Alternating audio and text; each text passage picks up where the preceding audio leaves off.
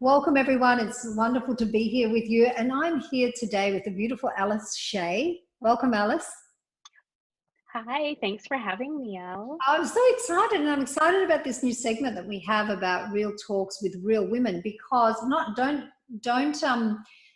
not sure it's exactly that's the title that it's going to have, but very, very close to that. So basically, I really wanted to hear new perspectives, different perspectives from real women around the world. And I'm going to be bringing you all in so that other women can come in and hear something that's not mainstream, hear something exciting. We have so much bad news that is circulating all the time, so much drama. And I want to talk about the good stuff. I want to talk about the stuff that's working, the stuff that is so inspiring, that we as human beings and as women have the capacity to step into at any time in our lives. But sometimes we need to hear it from someone. Someone's done it, and so we think, whoa, I want to do that. I could do that. And I want to uplift human beings. I want us to actually really know our power, know how to reclaim it. But let's talk about the good stuff. There's got to be a space for the good stuff, right? Absolutely. And we're going to talk about it today because you did something so exciting in the midst of the lockdown. Now, some people might listen to this years ahead, right? So this is 2020. We stepped into a new decade and we got shut down by COVID-19. Right? Yep. So tell us a little bit about, we're going to talk about what you have done, because that's the exciting part as well, but also tell us where you are. Where are you in the world? And of course, we know each other from True Brow. Yep. Yes. So I am an esthetician and I work in Seattle, where the first cases of COVID-19 landed in the United States. Yep. So we were one of the first places that were seeing the effects of it. So salons got shut down mid-March. And where are we now? We're like now in we are mid-May now, so it has been 2 solid months. It's been 2 months. Long time. And it has. But I know you from True Brow.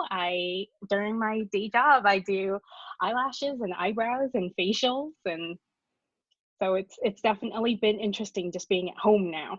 Yes, amazing, isn't it? For all of our girls really in True Brow, like their salons, all around the world, they've just been shut down and not seen as an essential service. And really everyone's had to deal with that in their own way. Some girls have just decided they don't want to go back to work because they've spent time with their children and realized just how much they've loved that. Other girls have written books like you. I just had to throw that in because that's why we're here today. We're talking about that. We're talking about you wrote a book. You actually literally in this period of time. I want to hear all about that. I want to hear about what was the inspirational thought? Like, where did it come from? Had you wanted to do it? And we're going to talk about what the book is about, which I'm really excited about. But just share with us, Alice, because I'm just all ears. I know everyone's going to want to know, like, how does someone decide to write? I mean, I've written a book and I know how I did, but where did it come from for you? So it has been a long-standing hobby of mine, always just in the back burner, something I did in my spare time. I have a long commute. As you know, I ride a ferry to work. I ride a ferry boat. And so what a lot of people don't know is that over the last few years, I would just always bring my laptop with me and just kind of chip away at it. And it's been a very, very long kind of project in the works. And what I actually got started with is it's my crazy vampire story. I love it. I love it yes. so much. Yes. This is fantastic. And I had a version of it already cooking in my head. Yes. And because I'm from Los Angeles. One second, but why vampires? Like, why? Growing up in the 80s and the 90s, I just loved the vampire stories. And I was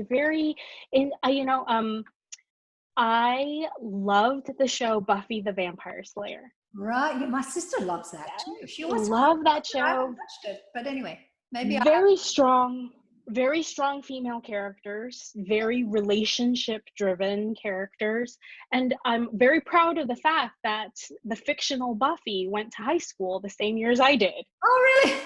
Yes, she was graduating when I was graduating. And she was, it was a very much, Buffy was written by a man, actually, Joss Whedon, and he's really well known for coming up with complex, strong female characters. So I had that running in my head, and then the 2000s hit. And then there was Twilight, and then suddenly the vampires sparkled. Yes, they did sparkle, right? They sparkled, and then you married one, and you had children with them, and it was mind-blowing to me, because to me, I was very attached to the fact that they're monsters, and I really like the tragic aspect of it. I feel like a lot of people romanticize the idea of living forever, and I see nothing but sadness and tragedy in not being able to grow and move on and being stuck. Yeah, wow, that's amazing. So that's what that's the version of vampires that I liked, just. So expand on that a little bit more. So you're saying that you see tragedy in the fact that you are kind of like. Please conducting a test on the fire alarm. Please disregard all signs. Thank you. We're going to just stop here, Alice. Can you believe? No worries. And we'll edit this out. Okay. Is it going to do something? Is there a fire? Is there something going on that's going to make noise that I need to see? Alice can just sit with me and chat about other things. No, hang on, just wait. So I can't hear anything. You mean there's going to be a big loud... Okay, let's just hang about, Alice, because it... No problem. Attention. A fire alarm has been activated in the building. Please wait for further instructions. Attention. Attention. So it's not actually happening, right? Please wait for further instructions.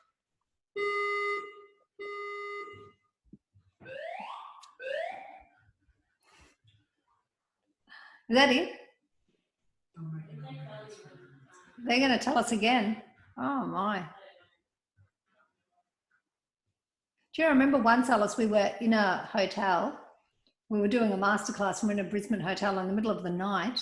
They woke us up for the fire alarm. Oh my It wasn't a drill. I think it was actually, so we had to come out. I had to find clothes because I don't sleep with clothes on. Toby and I just like thinking, what the heck? I was sitting in the center of the hotel, like this massive foyer. And it was actually a fire alarm. Yeah. I don't know. I don't think there was a fire. I don't know what happened, but. So is it going to do it again, Kira, or can I begin? Do you want to check the timing on this? Where am I? I won't be able to see.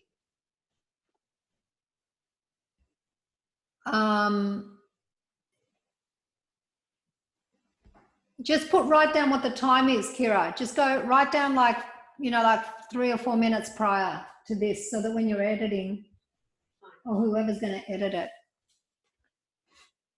Oh, it doesn't have time. No, just look at what the time is, sweetie, and then but we started, actually that won't work because Alice and I started just like 10 minutes ago talking about the real thing. Right, I'll just have to edit it. All right. Is it stopped now? I think so. All right, so I'm just going to pick up where we left off, right? Better not say it again because I tell you. So what, Alice, this is so fascinating, and what I'm really, really interested in you sharing with us again, you're talking about the vampires, how they live forever. Yeah.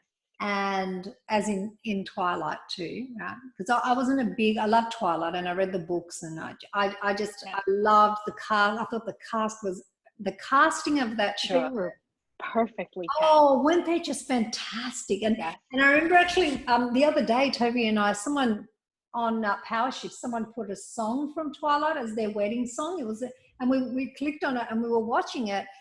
And I took him to Twilight in Netflix, and I said, just watch when Edward just walks into the school cafe. I said, this is just like a James Dean, like moment. Yes. And what's the other one? James Dean, and oh my gosh, I can't remember his name now. But anyway, it was just like he played in Godfather. Yes. What's his name? Oh, come on, Al. Anyway, it'll come to me. But I thought it was just a James Dean moment, right? It's like, oh, the remake of James Dean, just like it was just so good. So you're talking about them as creatures, really, right? What else? I don't know what other word to use, but like forms of something that live forever. And you're saying because they live forever, they're not really in creation. They're not creating anything. No, right? no. They can't have kids, even though Edward did, whatever.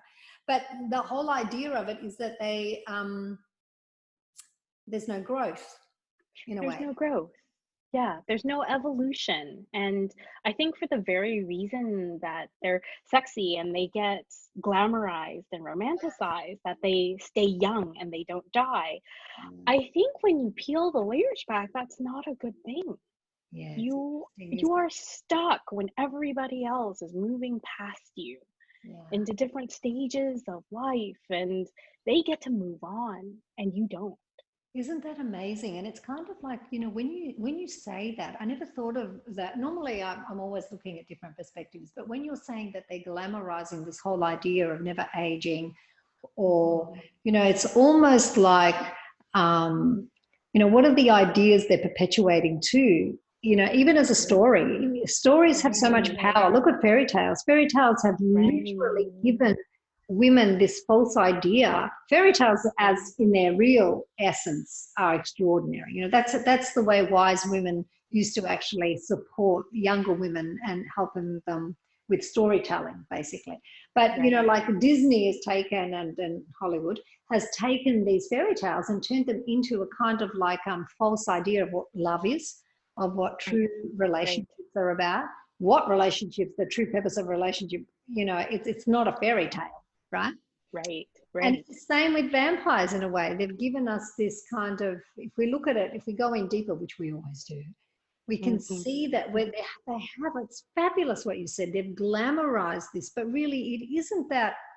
It's not that, is it? So talk to me more about how your story started to develop. What was the first, can you remember the first moment you decided you were going to write this book?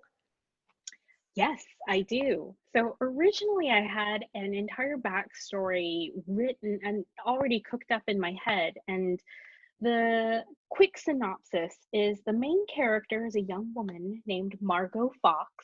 Oh, I love it. Oh, I love that name. That's fantastic.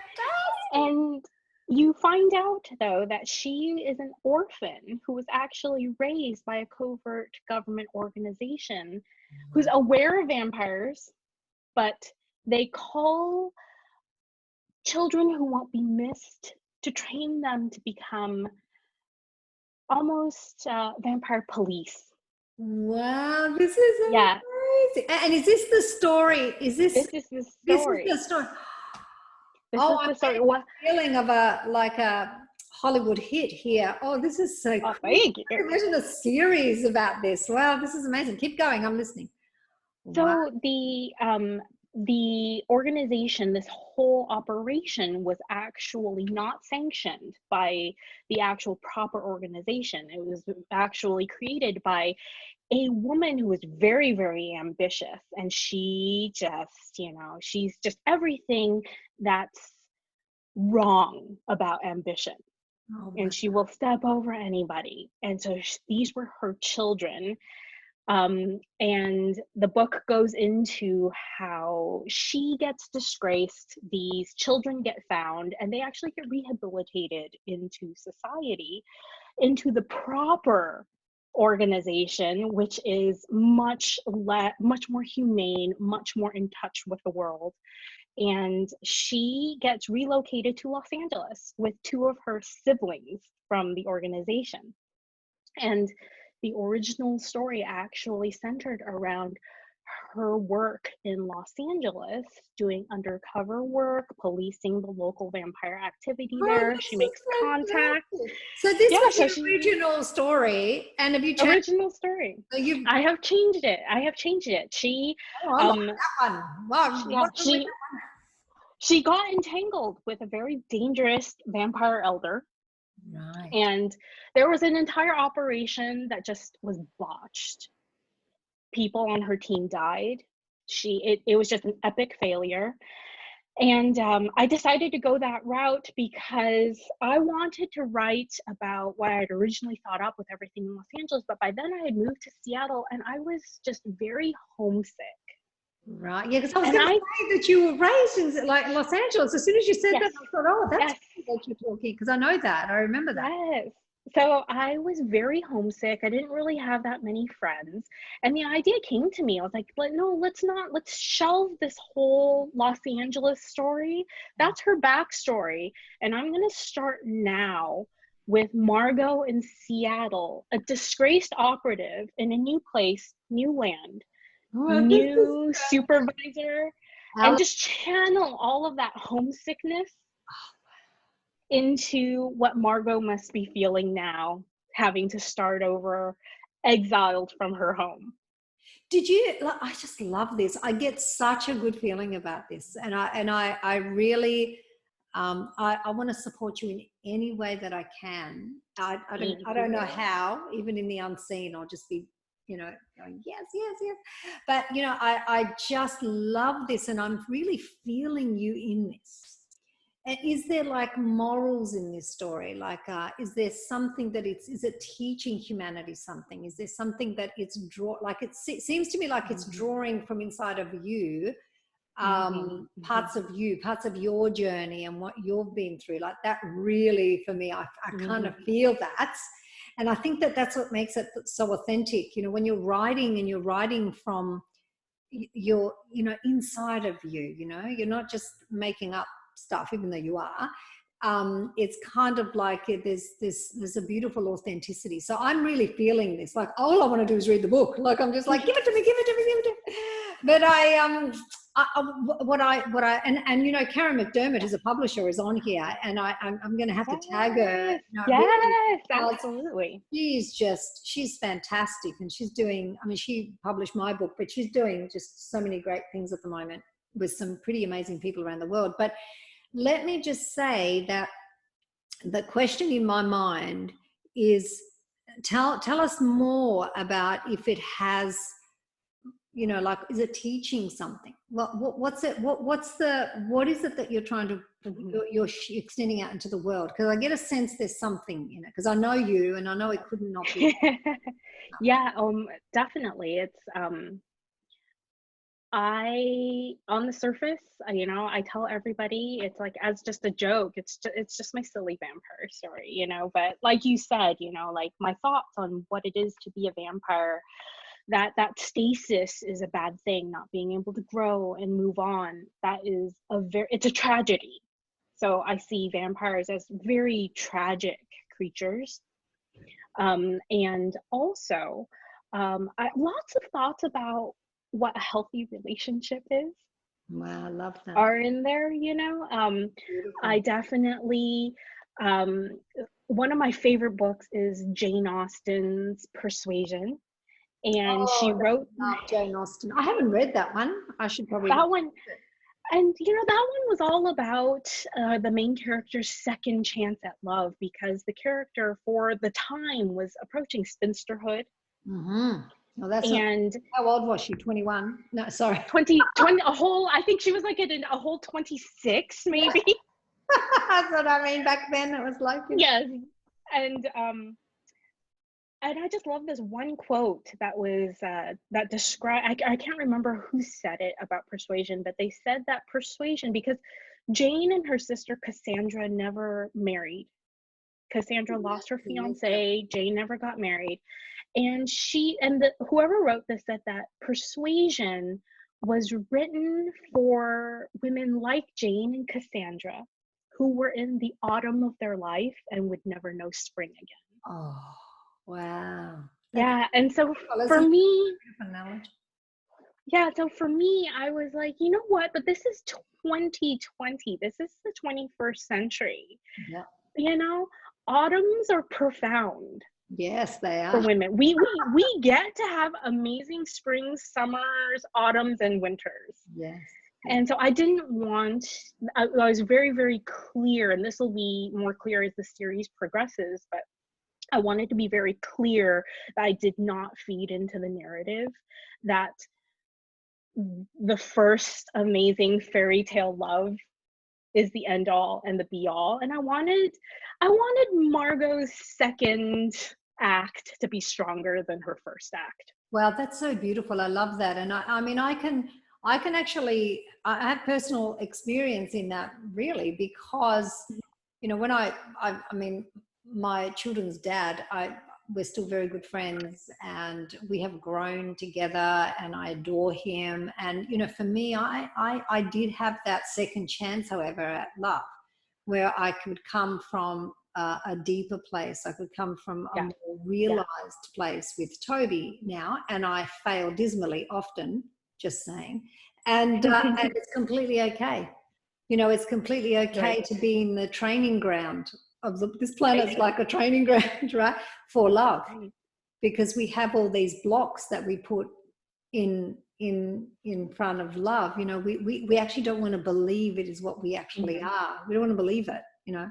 And so for me, the second chance that I've had has been really the hardest, really tough, because, you know, it's like we want to do everything we can often to avoid the blocks, because we think they keep us safe and protect us, and yet we don't realize that they're not even real, and they're holding us back from our complete evolution. So I love this idea of the second chance. And, you know, I talk about relationships all the time. That's my big topic. Yes. Is about and everything, because we are in relationship to everything all of the time. You know, we talk about intimate relationships, but I'm in relationship right now with this microphone, and, you know, with the print behind me, with my own thinking, my feeling, all the time. So I love this idea. I love that you're bringing in the newness of what the world is stepping into now, because I really believe universally, and from the perspective of the world, we're moving into new ground, into a huge newness. And I really feel that in what you're saying. It's almost like you're saying, you know, there is a second chance for everyone, you know, reset. Is that what you're saying? Reset. Absolutely. And re-engage. Absolutely. Yeah. So tell me more about it. Absolutely. I love it so much. It's beautiful. It's beautiful. I'm so immersed in the essence of your story.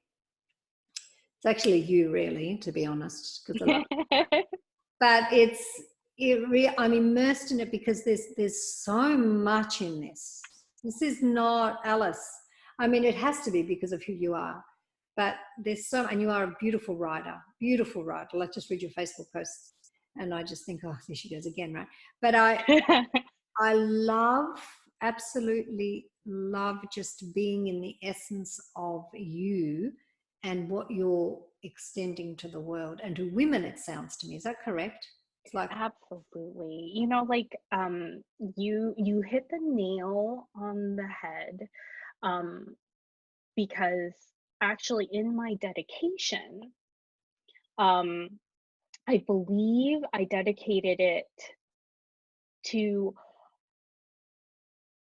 all the women who've at one point, to every woman who's ever felt like they didn't fit in. wow. I think you've got about 99.99999% of. That's all of that. Yeah, that's it, isn't it? It really is. That's so beautiful. That's so, or just didn't believe even that they're enough, you know, didn't fit in.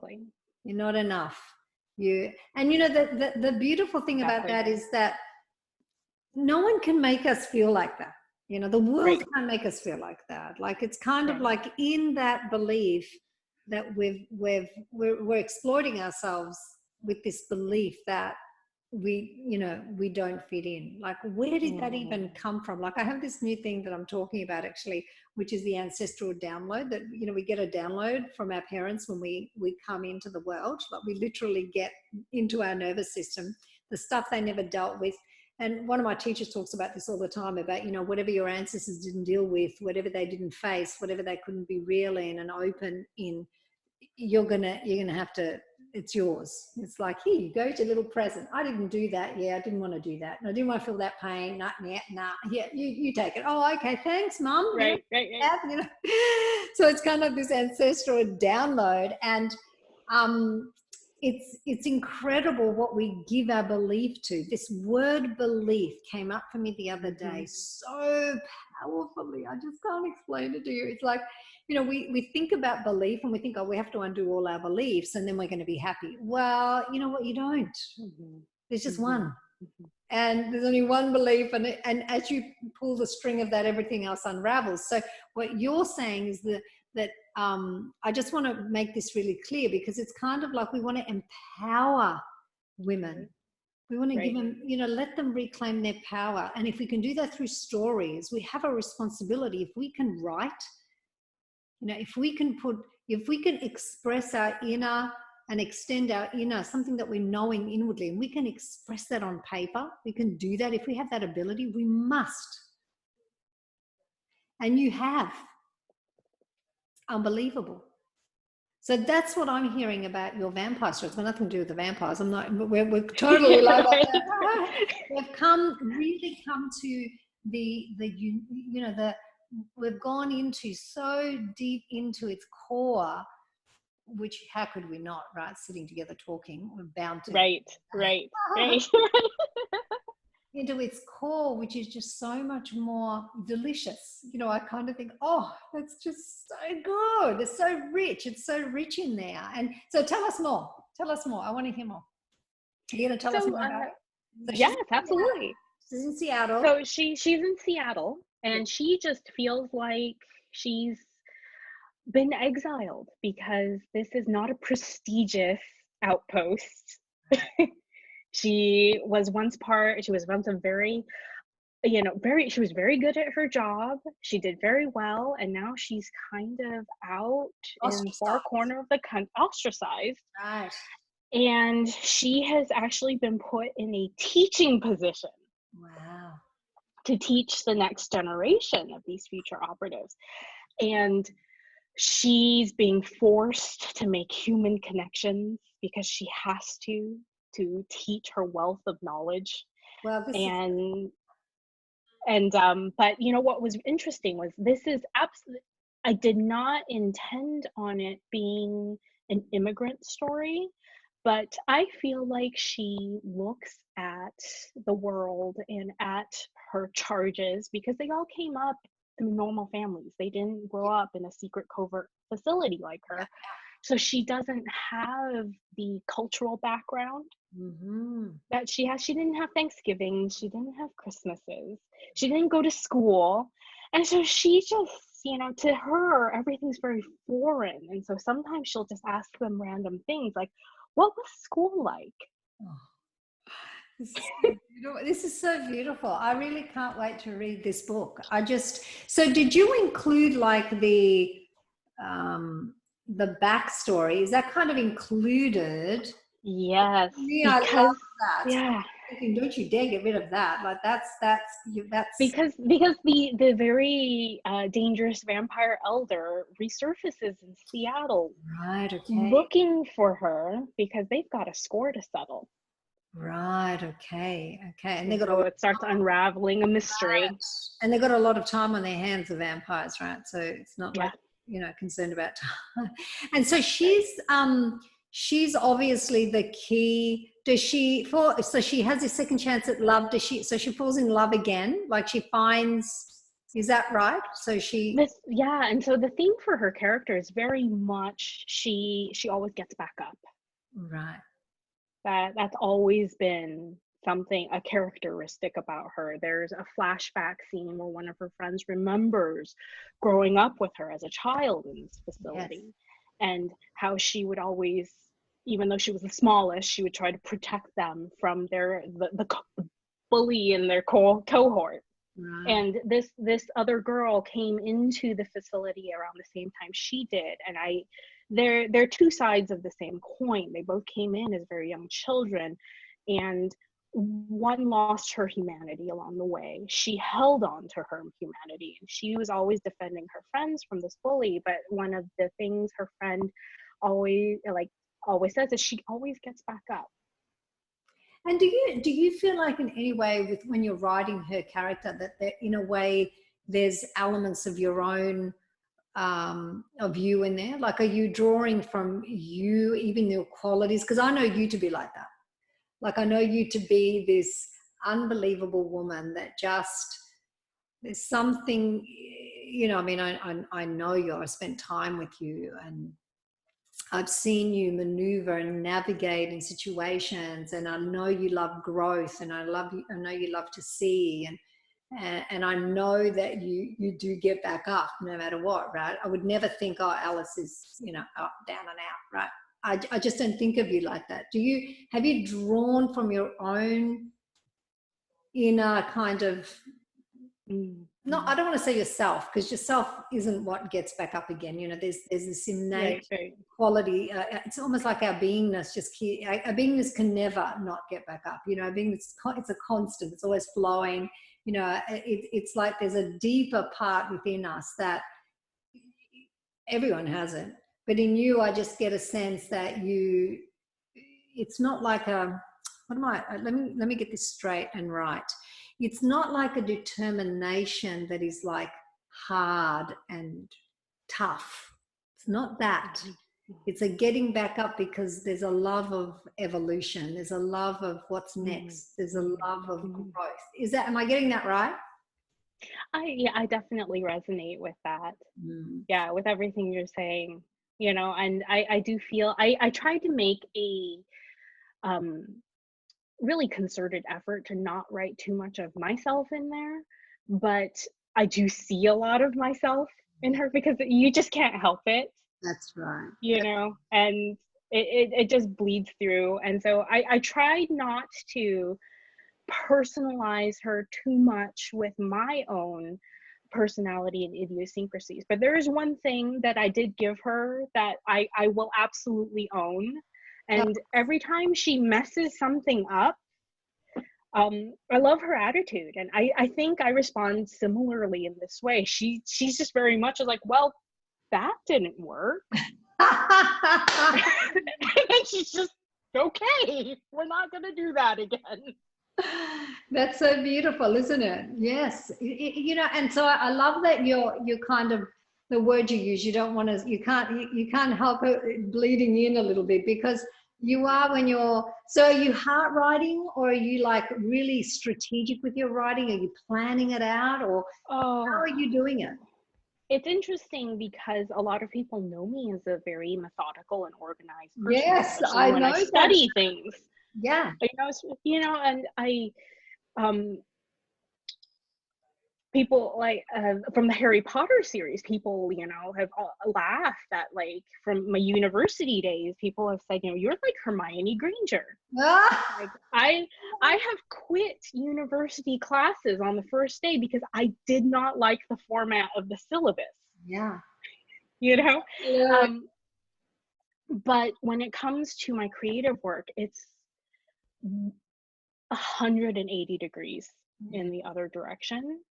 It's, you know, I'm very big in astrology, and love it too. and so my my Mercury, which rules my intellect, is in Pisces, which is very boundaryless.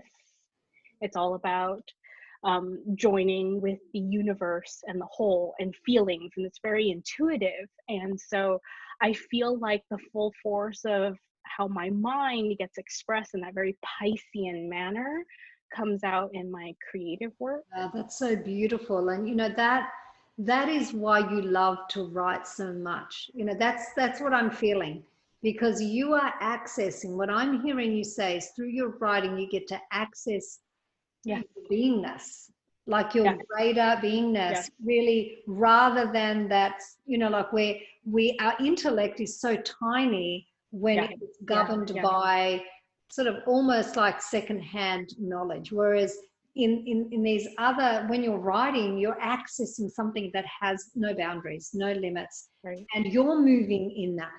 So you're loving your Right. movement in that and your freedom in that, and you're obviously doing something really Yes. quite remarkable, because I've written not only one book. I had one book published, but I've written other books that I haven't published for other whatever reasons, and and I know what it's like to write something, and I also know what it's like to write from that place where there are no boundaries, no limits. So for me, my book it's all heart writing. Like I used to write my book, and then I would read it back, and I couldn't believe I'd written what I'd written.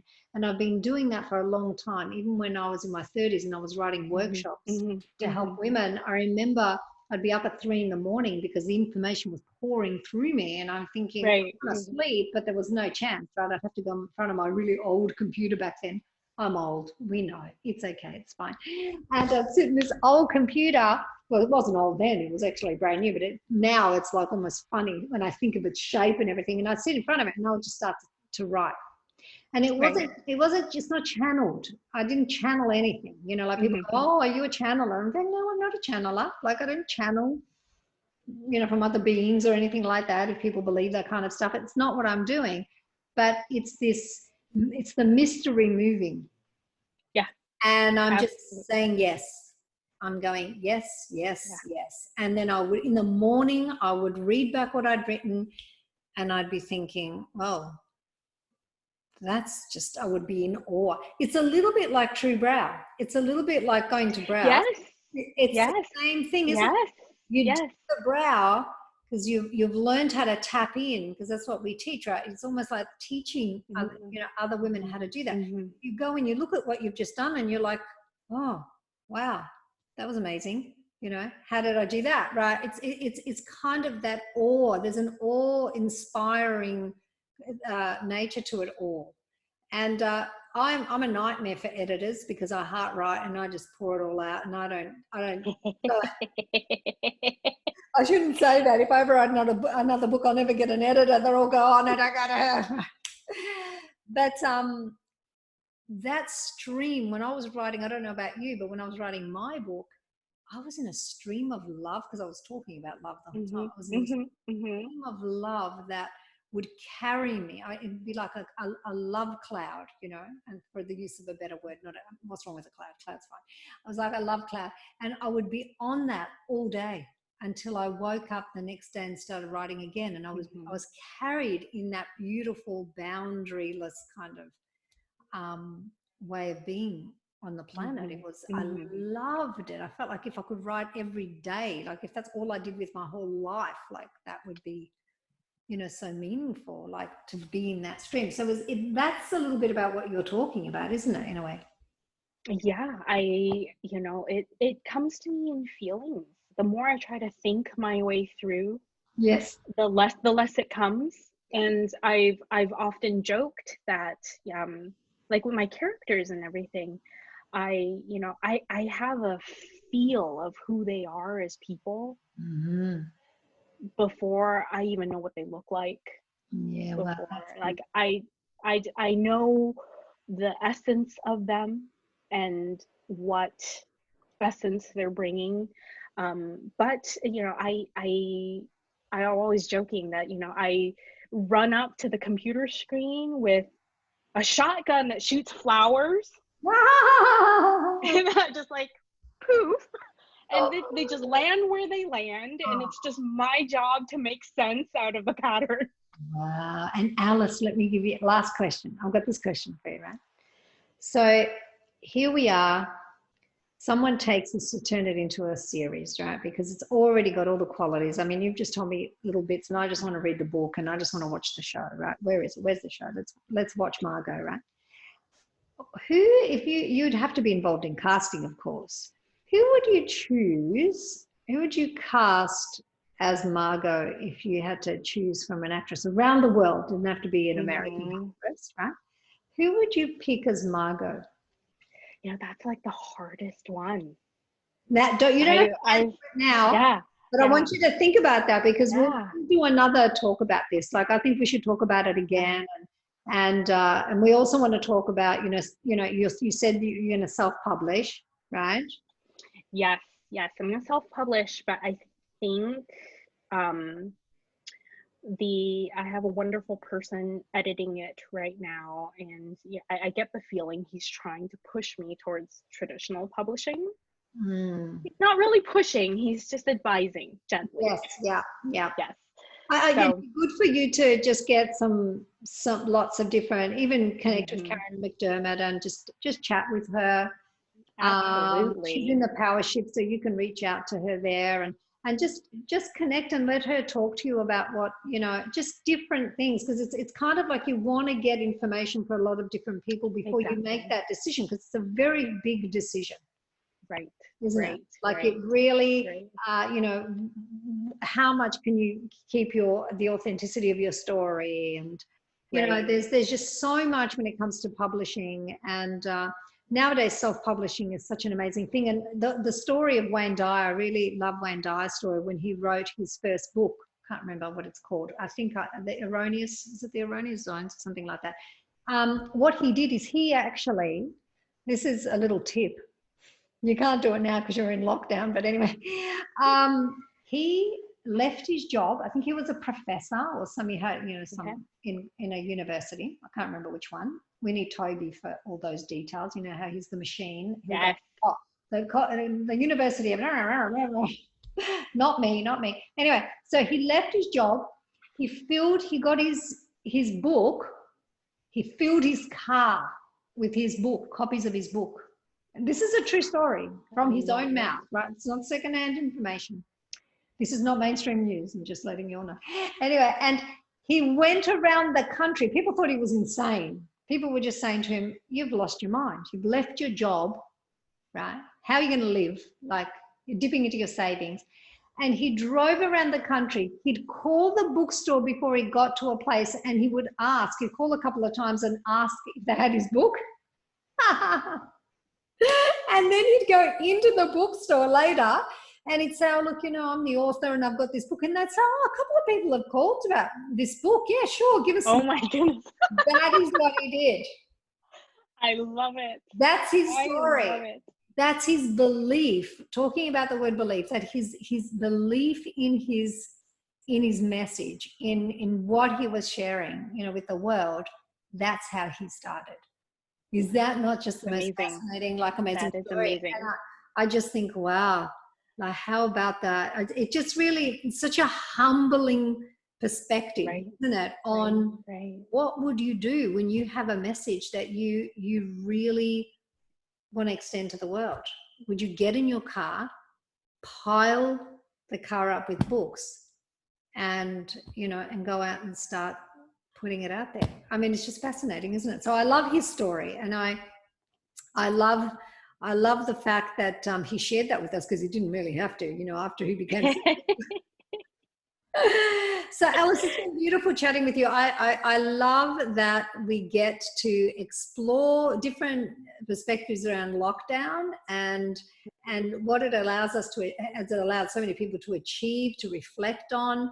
I have such I just have this beautiful feeling about what you've done, and I'm not surprised. I know you're amazing, and I've always known that, and I've always told you that I didn't know you were going to write a story about vampires, but anyway, I wish I kind of said that. No, I'm only kidding. I'm not surprised. I love the way you write. As a human being and your character, you're just so beautiful, and I'm not just saying that because I'm interviewing you. Like I know you, and I feel really honored to know you, and you're a huge part of our inner circle, and I got to meet you in person when we came to Seattle. That was fun, and we got great photos, and we had a good laugh and whatever, and we had a beautiful time together. And so I'm so excited. I do want to speak again about it, because I want you to tell us what, where you're at. And even if, you get to a place where you're, that's another thing I want to say about editing. That's a huge part of the process, right? I found for me, my book came back, and I was initially I was a little bit shocked, because I had to, even though you really had to find an editor that really keeps your flow, like that. really is hanging on to that. You know, that's a really interesting thing. So I think that it Yeah. sounds like you have found that person, which is really beautiful. But that was another thing too, that people don't realize the stages of, you know, writing a book. That's kind of the first stage, and it seems to be the stage that seems to be the most rewarding, enriching, nurturing, nourishing in a lot of ways, especially when you're writing from the place that we're talking about.